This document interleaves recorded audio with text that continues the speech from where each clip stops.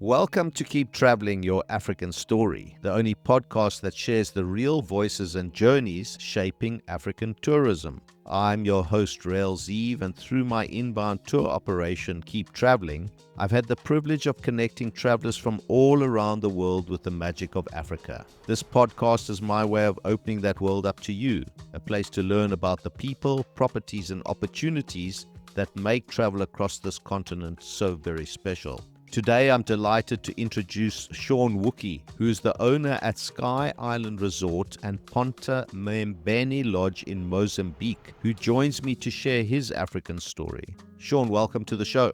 Thanks very much for having me. It's a pleasure to be here.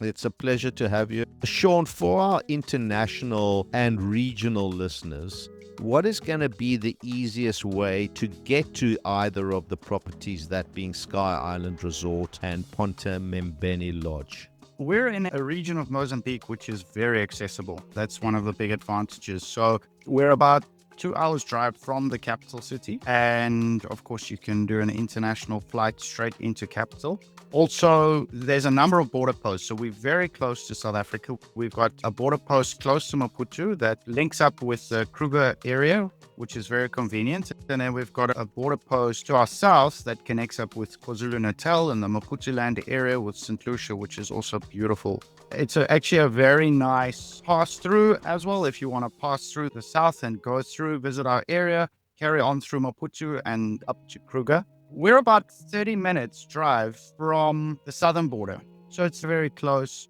As well, we're bordered on Swaziland. So there's another country there. It's actually a very nice region if you want to visit 3 different countries. There's a Swazi border post not more than an hour and a half from us. Okay, so for people that are going to do a self-drive or for internationals that are flying in, is it safe if they're going to do the driving themselves? Are you happy that you recommend that they drive themselves? Absolutely. Mozambique has historically had a bit of a bad rap. Our roads are not the best. It's a very undeveloped country, and there are historically tourist concerns with police and things like that. Our area, though, is largely unaffected by that. It's an area that's south of Maputo, and there's generally one police stop between us and Maputo. It's a brand new road with the brand new bridge that goes over. So the road is in perfect condition. If you follow the speed limits, abide by the law, you're perfectly fine and safe. That's good to know. So Sean, let's take one property at a time. We first arriving at Sky Island Resort as a newcomer. What are we going to find there at this property? Okay, so Sky Island Resort is in the tourist town of Ponta Membene, which is a beautiful bay, beautiful beach, ideal for snorkeling and famous for diving. We've got a dive center right down on the beach. It's not operated by us, but it's a well-operated dive center. We're famous for swimming with dolphins, snorkeling. What you're going to find is actually Sky Island is situated on top of a 70-meter high vegetated sand dune, and there's a plateau on top of that. So we've built the resort overlooking a lawn which has an infinity view of the ocean, and it's an ideal paragliding site. We do paragliding from up there, and it's actually the world's first paragliding resort. We have a full-time instructor that's there. We also do tandem flights. You can rent gear there.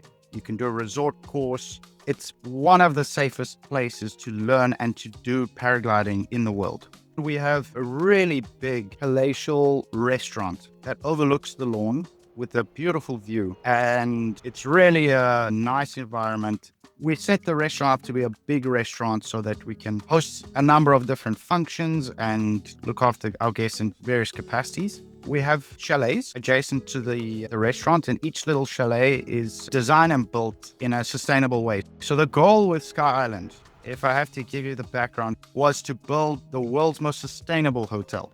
From the outset of the design, planning, construction, as much as we could have made on site, we did. The floors are actually paved with paving stones that we made all of ourselves. We made all the bricks, and the chalets are quite a unique hybrid of traditional construction.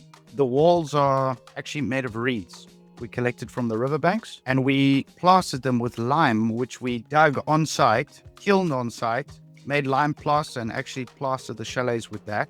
Of course, the floors are paving stones. So the actual material that we actually bought in to build the chalets was very little. We've spent most of our money on labor. They came out very nicely, very comfortable. I'd like to understand the star level or grading level that you have at Sky Island Resort. Are we talking about 4-star, 5-star? What can guests expect as far as luxury is concerned? I like to say 5-star service, 3-star pricing. That's our pricing level, is a 3-star pricing level. Our service standard, what we try to achieve, is a 5-star service standard. In terms of our amenities and facilities, it's not quite at a 5-star standard yet. Although it was designed that way, it's a work in progress. So we've been building the resort from scratch over the last 15 years. There's still some way to go. We've still got to put in our pool and a few more facilities to get that extra star level. But the philosophy and the aim is 5-star. Okay, so the main thing is that people are going to have a 5-star experience when they come and stay with you at Sky Island Resort. That's what we aim for, yes.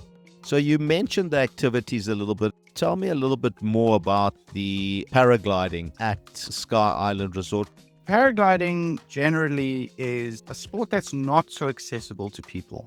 There's a barrier to entry, and generally you have to travel to a destination, hike up a mountain, or get a ride up a mountain. There's quite a lot of logistics involved. We solve all those problems. Similar to what a ski resort would do. Historically, skiing, you would have to hike up a mountain. Now there's facilities with ski lifts and instructors and all the rest. So it makes it more accessible. And that's what we're trying to do with the paragliding sport. And especially for pilots that have a family, that they want to go on a family holiday, but they don't want to go on a holiday that's just all about them. They also want to have something for the rest of the family. I say Skyline wasn't designed for pilots. It was actually designed for the pilots' wives, because they can have a great time sipping on a cocktail, enjoying while the husband is out flying and enjoying himself. Sean, can I come to Sky Island Resort as a complete novice or somebody that's never tried paragliding and get an opportunity to do this now on my own if I've come for, let's say, 4 or 5 nights? Or am I still going to be going as a sort of passenger? We do offer a resort course. It's an introduction to paragliding. We don't offer a full course. That's a bit intensive, and we direct students to a professional school that's set up just for training. But we do offer a resort course so you can get the feel of it and understand if this is something that you would like to pursue or not. How it would start is you would do a tandem flight. We would explain to you the theory behind ridge soaring, which is a type of flight. And we will give you the controls while you are in tandem flight. So we would let you fly the glider. We would explain to you. If we feel that you are confident, comfortable, we will let you do ground handling. And then you're on the ground, picking up the glider, getting control of that. And if weather permitting, and if you're up to it and confident, we'll give you a radio and instruct you on your first flight, which would just be a takeoff and a landing. Okay, we've achieved our goal in paragliding and we've come back to the resort and we're really hungry. What sort of cuisine can we look forward to when we come to stay at Sky Island Resort? We try to tick a lot of boxes. We've got an a la carte restaurant. For our lunch menu, we've got a number of local cuisines. One of the famous ones, which people really love, is matapa, and that is ground up cassava leaf with peanut and coconut stew. And you have that with rice and maybe with some seafood, some fish. We also have a number of vegetarian dishes. We have steaks, we have pastas, we have an all-round menu to suit people's needs. And we do try to keep a lot of fresh seafood as well. Okay, because from my point of view, I've always known Mozambique to be famous for their Portuguese dishes, the Portuguese chicken, the prawns. Is this something that visitors can look forward to experiencing at the property as well? We try to get them at something a little bit different on that. So we have a different take because there's so many restaurants all around us that do offer those things. So we try to offer something just a little bit different. We do our chicken in a French style. So we debone it and we pan fry it. We do our classic Mozambican prawns, of course, you've got to. But yeah, we don't generally stick with the theme of Portuguese style cuisine. So Sean, I've spent my few nights at Sky Island Resort and now I want to move on to Ponta Membene Lodge, which, if I'm not mistaken, I'm now moving south. I arrive at the lodge. Tell us first of all about the rooms and the amenities at Ponta Membene. Ponta Membene has quite a lot of chalets. It's got 24 chalets. Some are 2-bedroom, some are 1-bedroom. Sky Island has much less accommodation. Membene, we've also got campsites and safari tents set up. 8 private campsites, each with their own ablution facilities. So that's great for your guys that's renting their 4x4 with the rooftop tent and so on. Then we also have the safari tents, which are similar, but it's just a setup tent already with a king-size bed in it and some nice bedding. Still very basic. Then we've got our chalets, which are like an indoor-outdoor style of living. So they've got an outdoor kitchen, veranda, patio. Every chalet has an outdoor shower and an indoor shower, of course. The only sort of indoor space is the bedroom. Everything has been prefabricated.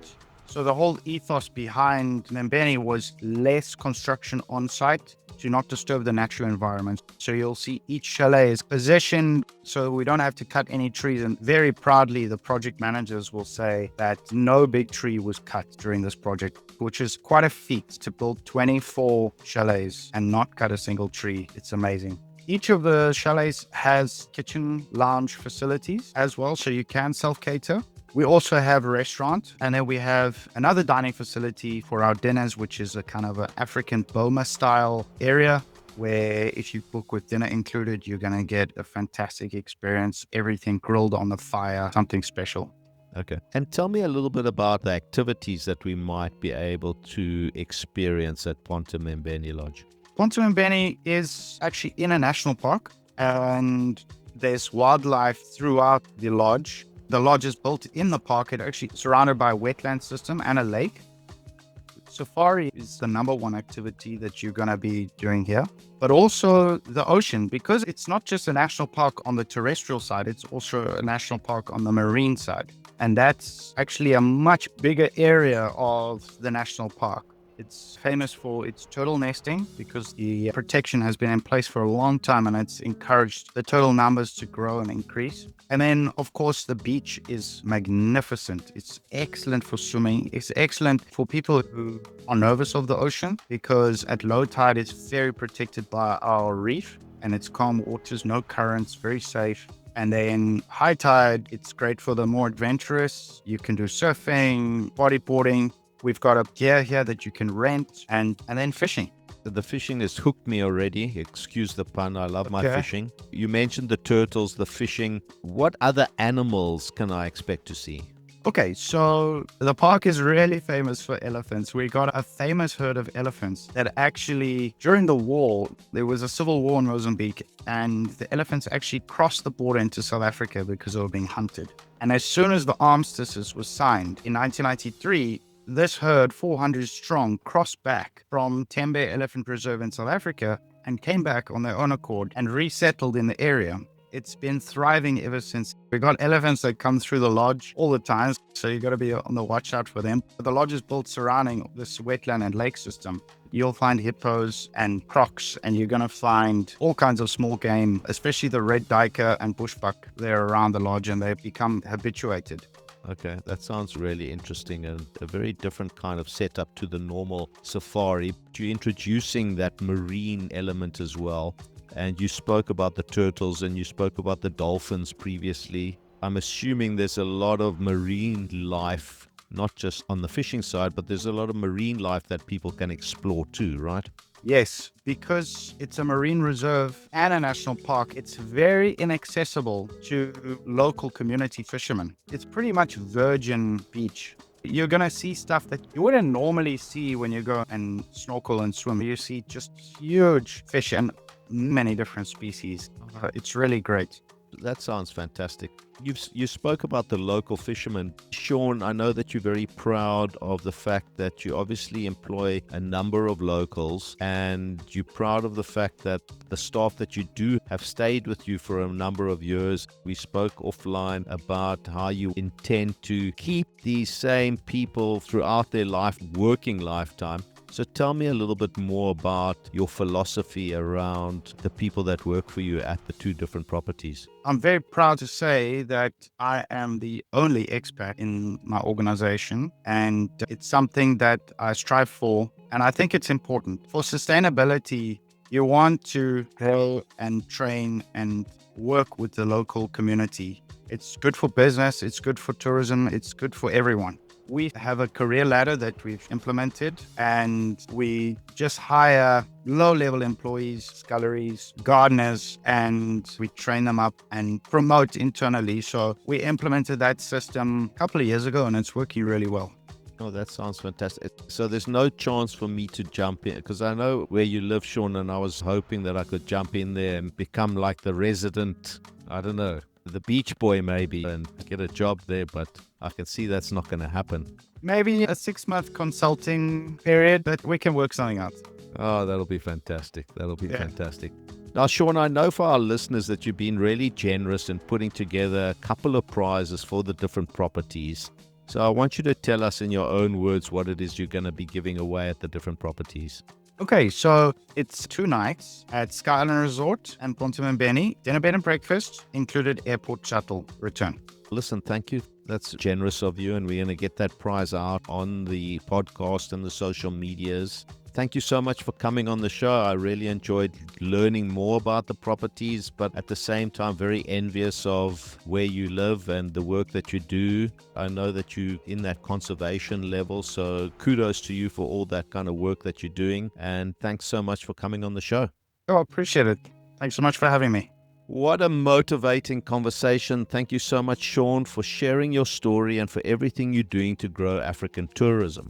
Don't forget, every week we feature fantastic prize giveaways from some of Africa's most beautiful lodges, camps, and travel partners. You could win your own unforgettable getaway just by listening, subscribing, or visiting www.keeptraveling.africa/podcast, or read more about today's guest by scanning through the show notes of today's episode. Don't forget to follow Keep Traveling on social media for the latest episodes, stories, and travel inspiration. I'm Rael Zieve, and this has been Keep Traveling, your African story. Remember, a few years from now, you won't remember how much it cost you, but you'll always remember the memories you made. Keep traveling.